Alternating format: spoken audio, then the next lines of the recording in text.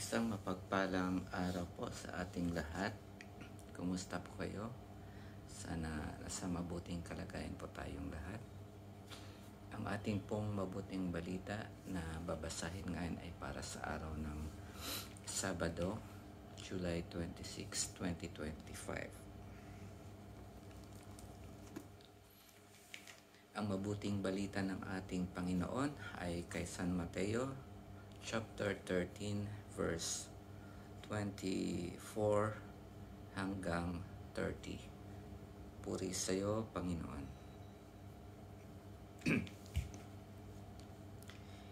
Inilahad din ni Jesus ang talinghagang ito sa kanila. Ang paghahari ng Diyos ay katulad nito. May isang taong naghasik ng mabuting binhi sa kanyang bukid. Isang gabi, samantalang natutulog ang mga tao, dumating ang kanyang kaaway at naghasik ng masasamang damo sa triguhan.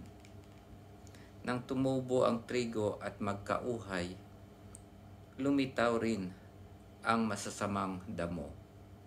Kaya't lumapit ang mga alipin sa puno ng sambahayan at sinabi rito, "Hindi po ba mabuting binhi ang inihasik ninyo sa inyong bukid? Bakit po may damo ngayon?" Sumagot siya, "Isang kaaway ang may kagagawa nito." Tinanong siya ng mga utusan, "Bubunutin po ba namin ang mga iyon?" "Huwag," sagot niya, "baka mabunot pati trigo. Hayaan na ninyong lumago kapwa hanggang sa anihan. Pag-aani, sasabihin ko sa mga tagapag-ani, tipunin muna ninyo ang mga damo at inyong pagbigkis-bigkisin upang sunugin, at ang trigo'y inyong tipunin sa aking kamalig." Ang mabuting balita ng Panginoon.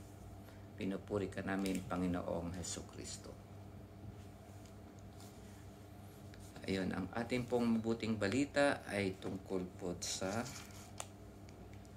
talinghaga tungkol sa mga damo at triguhan. ang isang pwede nating pagnilayan dito, yung sinasabing damo. Ang damo na inihasik ay halos kapareho ng trigo. Kaya isang interpretation yun na parang malalaman mo lang kung alin doon ang trigo kapag malapit na yung anihan o kaya sa anihan na. Kaya parang yun ang sinasabi ng sambahayan na wag mo nang bunutin ang mga damo. Ang simple pong kahulugan ng talinghaga na ito ay ipinaliwanag ni Jesus sa sumunod na mga verse. Ito po ay sa verse 33 hanggang 37. So kung may time po kayo, basahin nyo na lang po yan. Tatlo pong puntos ang gusto kong i-share sa inyo na ayon po kay San Agustin. Una ay ang simbahan natin ay mayroong mga mabubuti at masasamang tao. Pangalawa ay ang Diyos ay hindi naglalagay ng masasamang tao. Hindi siya yung ang may akda ng kasamaan. At yung pangatlo naman ay hindi siya ganun kaagad-agad nagpaparusa sa mga masasamang tao. Hindi niya kaagad siya nililipol. At dito naman, pwede nating sabihin para sa sarili natin na ito yung mga imperfections natin sa buhay natin. May mga bagay na hindi pa talaga malinis sa ating pag-uugali, o kaya yung yung the way na namumuhay tayo dito sa mundo. Kaya ang Panginoon ay patient o matyaga na naghihintay sa atin para pag yung mga kasalanan natin ay pagsisihan natin.